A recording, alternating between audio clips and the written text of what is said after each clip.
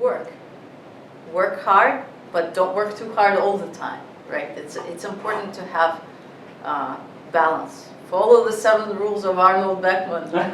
Those are not bad, right? Make mistakes. If you're not making mistakes, you're not doing too much. You're not doing things that are worthwhile. So it's important to take risks. I took a lot of risks at the PhD to postdoc transition, for example. There would have been the chance that I just didn't have the right background. It's a very different kind of work. And the risk really, in my case, I believe paid off.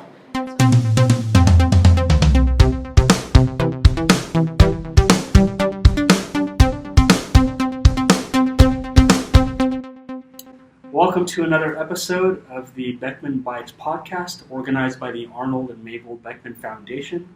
We'll be diving deep into the research and science experiences of Beckman Scholars, Arnold Beckman Postdoctoral Fellows, and Beckman Young Investigator awardees.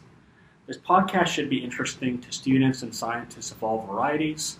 We'll be touching topics in different career fields, talking about advice for undergraduate and graduate school, and much more. This video will be available on the Beckman Foundation website and on YouTube. So if you know someone interested in science, please be sure to share this video with them. All right, so today I'm speaking with Professor Yevgenia Kozorovitskiy. Yevgenia is a professor here at Northwestern University working in the Department of Neurobiology. Her research is deeply focused on understanding neuromodulation and brain plasticity. And Yevgenia was named a Beckman in 2015. Yevgenia was named a Beckman Young Investigator, and she was recently awarded an NSF Career Award. Congratulations on the recent achievements. Thank you. Can you talk a bit about your research interests and what you're focused on? Sure, with pleasure. That's essentially what we do most of the time. So my lab is broadly interested in neuromodulatory signaling. So you can think of the brain a little bit like an electronic circuit in your phone or in your computer, where there are complex connections, very many of them, and little lines that translate information, and some made and some linear, and perform some non-linear operation on it as well. And that matches pretty well thinking about fast neurotransmissions, where a signal can tell the next cell to go or not to go. But then, on top of that, in the brain, we have all of this extra neuromodulatory signals that you can think a little bit like they're the hormones of the brain. And they can change how those other signals are transmitted and what they mean and how they're interpreted. And neuromodulators really make the function of the brain far more complex, right? Because they basically make the same, more stable circuits perform different functionalities, which increases computational complexity of the brain. Neuromodulators are fascinating because they're also a very chemically diverse class of molecules. It includes quite large proteins and tiny gases that are dissolved in the liquid inside your brain, and lots of really important small amines.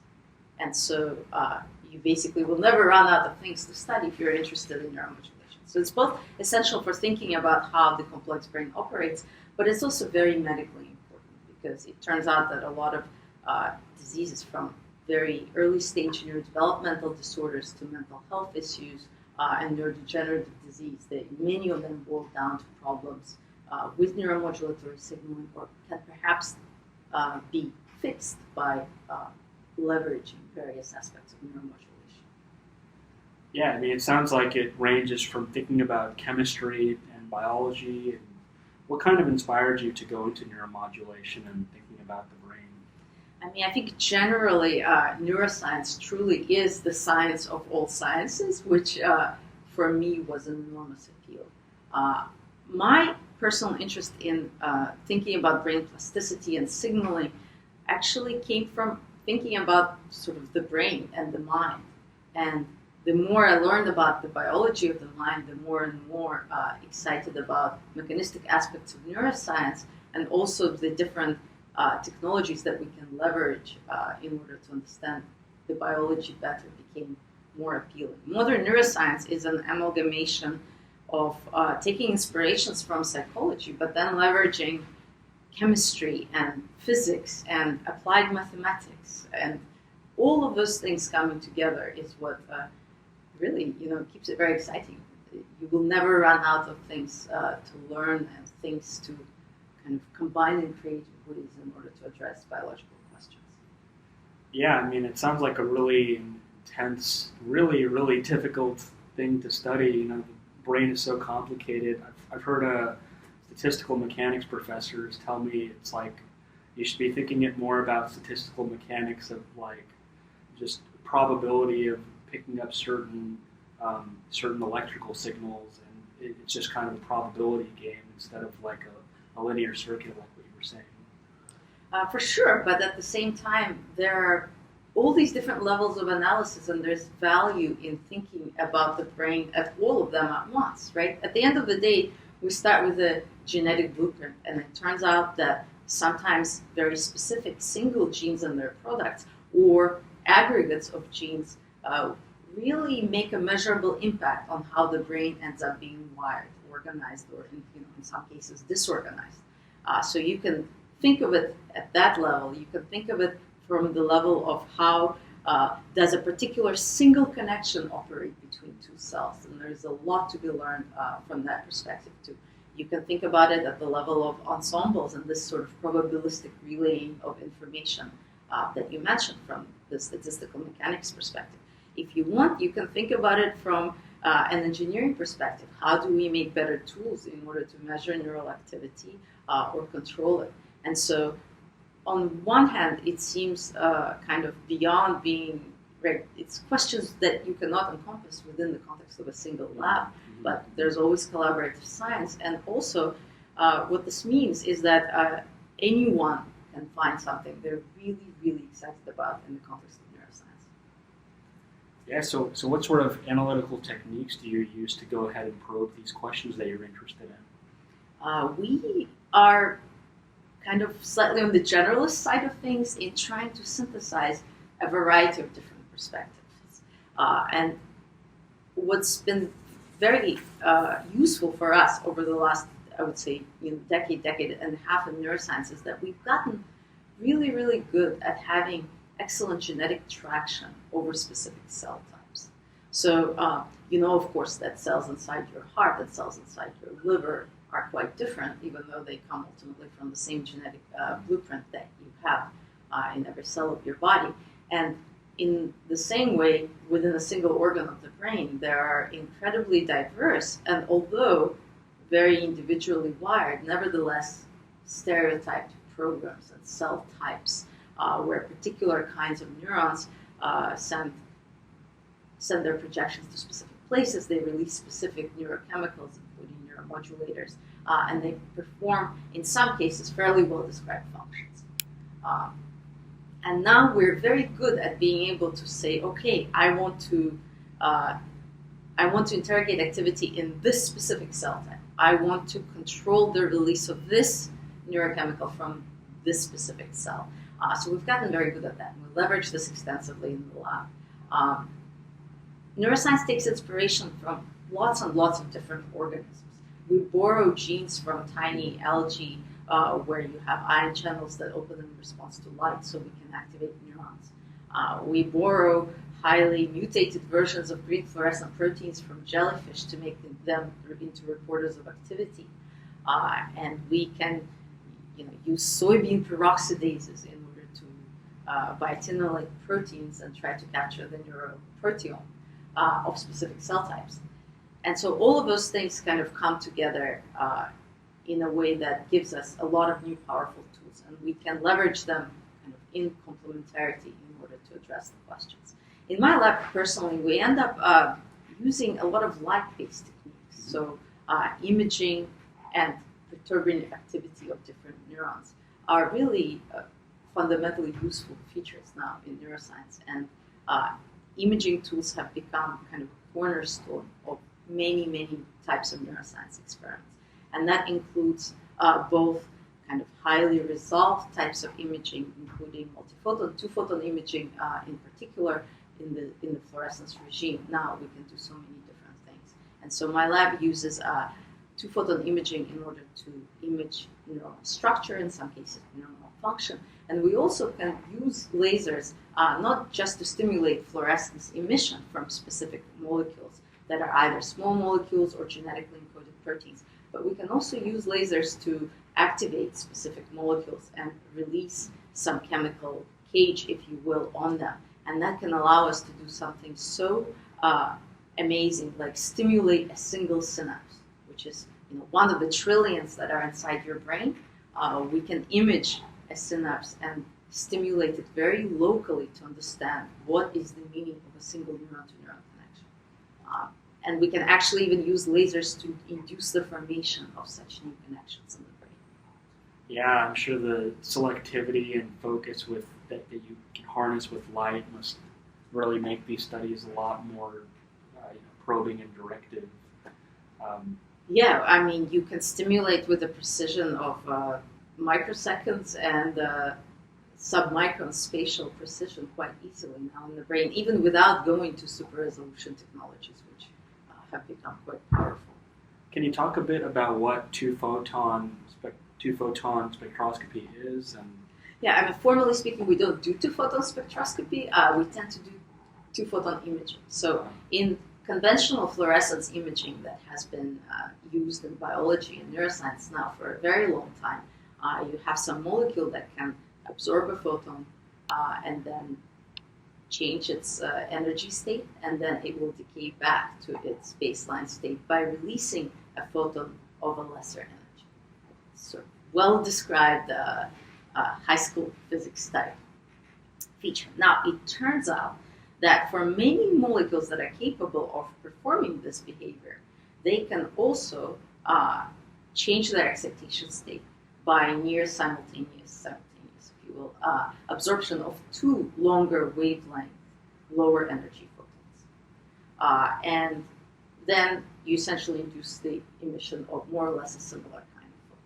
So you can either get to the same state of excitation by absorbing one stronger photon or two weaker ones. And it turns out that the process of absorbing the two weaker ones has enormous amount of biological utility. The way that our objectives focus light, it makes kind of an hourglass type shape, right? And so you end up having a lot of photons that are not really in your focal plane that you're interested in imaging. But the nonlinearity that's imposed by this two lower energy photon rule makes it so that you can focus light much better, right? You basically cannot really get the near simultaneous absorption to happen outside of your focal plane when the density of the photons is really, really high. In fact, we have to use specialized pulsed lasers in order to compact the photons even more. And so that's great because you can then, you're not damaging tissue around your focal plane, and you really are just exciting mostly in the area that you care about. And there's an added benefit of deeper penetration because longer wavelength light penetrates deeper into light scattering tissue such as our bodies and also our brains. In fact, I was surprised to learn actually on one of my visits for one of the Beckman Symposia that two-photon imaging is being used in order to diagnose skin cancers. Oh, wow. And we were able to go, and I did the trial. I saw an image of my own skin on my arm because a lot of the proteins inside our bodies autofluoresce naturally. And you can use that as a sort of a structural readout of some of the superficial layers of the skin. And you may be able to use that in order to reveal abnormalities in cell patterning substantially earlier than with things that are more diagnosable by looking at the skin itself with the human eye. That's really cool. So just with that two-photon system, like you don't even need to, you can just go above, you can shine it just right now if I had it like into my hand and I could see a layer of protein and see aggregation in areas. Well, you'll see cells pretty well, and some of the proteins inside will be fluorescent. I think there's still a lot of care to be applied in exactly how we use two-photon imaging in the context of medical applications, simply because certainly the laser systems in my lab, I would not want to put that on your arm too much. The power may be too high. There's a lot of kind of rules and regulations we have to think about in the context of medical applications. But certainly for the types of biological imaging that we do, it's incredibly flexible and very powerful. And to be able to just kind of design a system that does exactly what you want, maybe puts a couple of different lasers together, maybe combines that with an electrophysiological readout of cellular activity. It's very, very powerful to be able to use imaging in a very adaptable manner on these kinds of open systems that we can build and maintain ourselves. Yeah, that's really neat. So being named a Beckman Young Investigator, how has that helped you out with these research goals and getting you answers towards these questions? Oh, it was absolutely amazing. It was transformative. I started my position here at Northwestern in only 2014, towards the end of it. So by the fall of 2014, my lab was starting to do some things.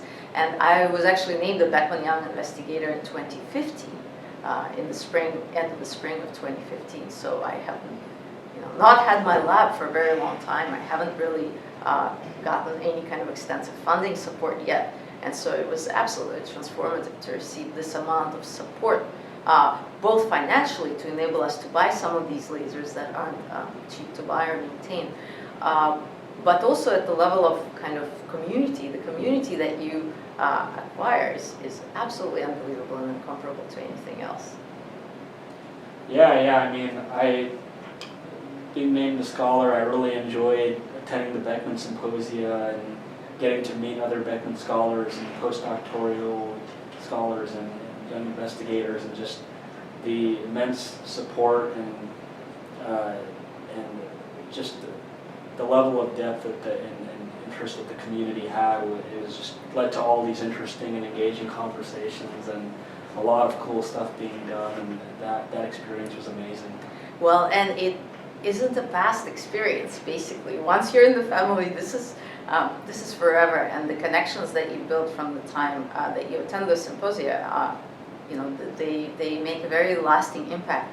I have just recently submitted my first paper with someone whose talk impressed me enormously at the first Beckman Symposium I attended. So this was at that time a plenary speaker at my first Beckman Symposium was John Rogers, who at that time was not actually even at Northwestern. But now he's here, we're collaborating, and we have a paper in review. Oh, that's great, yeah. And that's just one out of many, many different examples where, I'm a friend of mine who was a Beckman scholar, a Beckman postdoctoral fellow, now has her own lab, and I'm going to visit it this winter. And the list goes on and on. The types of collaborations, interactions, and networking opportunities, and just sheer inspiration scientifically that we have had from those meetings I have a feeling it will keep going for a very, very long time. Yeah, there's a lot of cool, neat stuff being done. So how many of your projects would you say are collaborations, and how many are solely just your group? I would say, so this is a very personal decision for a different principal investigator, right? And also depends to some extent on the nature of the work that you do. We tend to collaborate more than most people, and there's a lot of different reasons in my mind behind that. I think if we can do some technique that will help another lab, I tend to want to help people. I also think it's enormously useful as a training tool for the graduate students and postdocs in the lab, right? In our career trajectory, typically, with a few exceptions, of course, we don't tend to see very closely how that many different labs operate, right? Maybe sort of 3 to 5 per person before they, if they are interested in academia, might have a chance to lead their own lab. And that's not very many. And it turns out that the diversity of different labs and different ways of doing science, of course, is so enormous. So I find that collaborations can be very useful in exposing people to both new knowledge, but also different ways of doing science, right? Collaborative science is fundamentally distinct and can be done in ways that are really good. So our lab, on average, tends to operate where everyone leads a project that's quite independent and separate from all of the other projects, so they can develop their leadership skills and have something that's truly theirs. But they're also involved in at least usually one collaboration.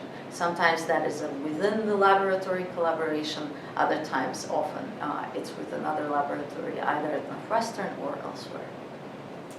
Yeah, I mean, I imagine with, questions in neuromodulation where you can be so chemically focused or so biology focused, it must be nice to use the support of different disciplines, different groups. Yeah, it allows you to address questions that otherwise are not only not answerable, they're barely even askable. So we collaborate with people that make new types of imaging, that design new sensors, that make new photoactivatable chemicals. We collaborate with people that are more biomedically oriented than we are. We sort of tend to be more of a basic research lab. People that study schizophrenia genes using mass spectrometry, and the list goes on and on. So, Yevgenia, can you talk a bit about your early career trajectory and how you kind of got to being a professor? Sure thing, with pleasure. So I was born in the south of Russia, not too far from the Black Sea. And when I was a teenager, I ended up in America. So our family immigrated. And I went to high school in Alabama, and then I went to Princeton for both my undergraduate and graduate work. And it is at Princeton that I discovered that I'm really, really interested in neuroscience. It took me a little while. It seems that in modern days, some students seem, as high schoolers already, are very confident that they want to study neuroscience. This was not me. I might have slept through most of my AP biology, honestly. And I wasn't that interested in biology in high school at all. I was interested in math, poetry, psychology, things like that. And then at Princeton, when I was taking a broad variety of undergraduate courses my freshman year, I still was not sure what I really wanted to major in. But by the beginning of my sophomore year, it became very clear through kind of a semi-accidental sign up for a particular class that this is exactly what I wanted to do. And so at that time, a fair amount of neuroscience happened in the context of psychology departments, right? Where most of, before molecular biology became what it is today, a lot of neuroscience came out of a kind of a more behaviorist, B.F. Skinner-inspired perspectives, right, in the context of animal behavior. And so I ended up actually majoring in psychology, but with a concentration in neuroscience and doing essentially neuroscience. And at the end of my time at Princeton, I felt that neuroscience was changing so rapidly. There were many new faculty that came, a large number of them from Bell Labs research that was also happening nearby in New Jersey and contracting their enormously impactful research program. Right? So all of this neuroscience was just blooming all around me, and for reasons that are both academic and also personal, I decided that I would like to stay at Princeton for my PhD. And so luckily, right, a lot of times you hear this advice as a student, you need to not stay at the same institution. And I think, for most people, it's probably true, but the most important thing to remember that an individual isn't most people. And so the advice that's correct on average could be very wrong for a particular person. So I said no to a lot of advice that I was receiving at that time, applied only to Princeton, and did my PhD work at Princeton University. I continued to buckle advice by applying for one postdoctoral opportunity only, and I did my postdoctoral work in the laboratory of Bernardo Sabatini at Harvard Medical School, while I was also, for part of that time, a junior fellow of the Harvard Society of Fellows. So that was kind of, and by the time I started doing my postdoctoral work, I was quite confident that imaging technology was a way of the future in neuroscience. And this was what I consider to be my last chance to be able to grasp some of those sort of key fundamentals in optics in order to be able to leverage that from my own laboratory. That's a really neat trajectory, because it sounds like you started off very broad in college and exploring a lot of things, but then once you knew neuroscience was your key, you really got hardline focused on staying at Princeton and then doing this one postdoc. It's really cool that you started in a more umbrella fashion and then really narrowed down and have stayed that way. I mean, I think there's a lot of different trajectories that are right for different people. There's no cookie cutter recipe for how to become successful in science, and you have to make your own way. But it's really important to keep in mind that there's many ways to do it right. Mm-hmm. So, and what kind of convinced you that imaging was like the most critical issue to you in this field? I'm sure that's a tough question to answer. But it was becoming very clear by late 90s and early 2000s that, in particular, two-photon imaging applications were going to completely revolutionize how we think about the brain. But at the same time, it was becoming to be easier to make, for example, transgenic animals, where the animal can carry a transgene from, for example, another organism that imbues the neurons with a particular function. And so thinking in conjunction about the fact that sort of computer science-based approaches and data storage technologies have evolved dramatically in conjunction with some of the development in lasers and optics that have really changed how we can do imaging, in conjunction with genetic controls. That trifecta, anyone who was thinking carefully about it knew this would revolutionize biology and perhaps especially neuroscience. Yeah, that's really cool. So if you could go back to your early undergraduate years, is there any sort of advice you would give for other students who might also be kind of exploring a few different majors and disciplines, and giving them some advice about how to kind of choose a certain discipline? I would suggest do research.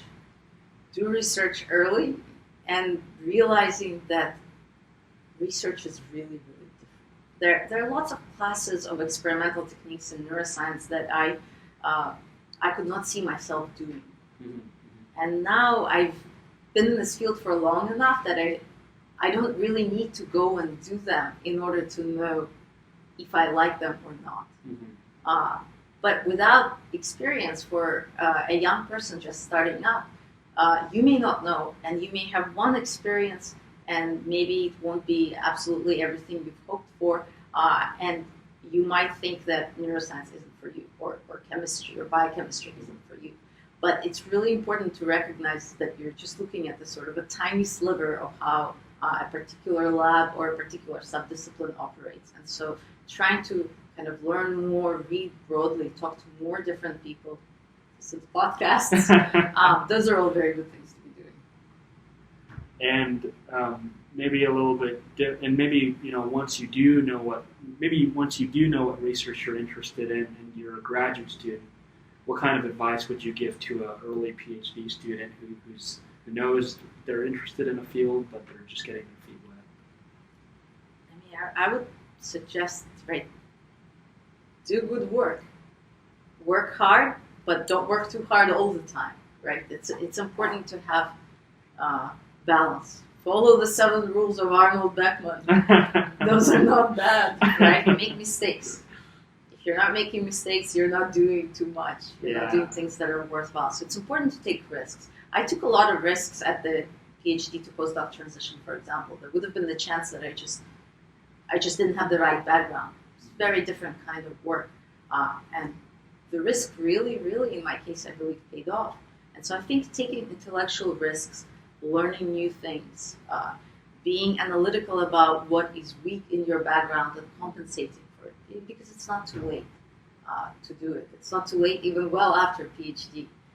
But I think something about taking risk, working hard, and celebrating small successes and celebrating small steps and completions, because there's, of course, a lot of failures, and a lot of times you apply for things, you don't get them. Papers get rejected, grants get rejected. So I think celebrating accomplishments and kind of concrete things where you're never comparing yourself against what necessarily you might have wanted, but you're comparing yourself against your old self. And if you seek growth, value that. Yeah, that sounds like a really meaningful advice. And that also brings me to my last question, which is, how do you handle work-life balance? What's that word you said? Just kidding.